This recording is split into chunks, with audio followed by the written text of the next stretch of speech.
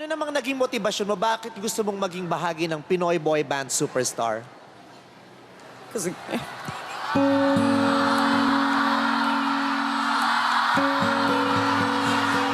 kasi gusto kong tulungan yung pamilya ko at yung kuya ko na hindi nakakita.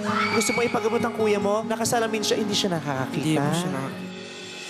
Ang panganay kong kapatid ay si Winjun Murillo. Si Kuya Winjun ay hindi na po siya nakakita. Kasi 4 years ago, nabaril siya sa ulo. Pinagtripan po siya sa Cebu. Dito po ako natamaan sa may tenga. Then dito po lumabas sa may sa may mata, kilay. Totally po hindi pa ako nakakita. Yung nangyari sa kanya, yung nalungkot ako at nagalit sa bumaril sa kanya. Nasa bahay lang siya palagi. Naawa ko sa kanya. Nalungkot ako. Si Neil po, yung kapatid ko, matulungin po siya sa bahay namin. Hindi lang siya mabait, siya rin po ang pinaka-talented sa pamilya namin. Nabibilib nga ako sa kanya eh.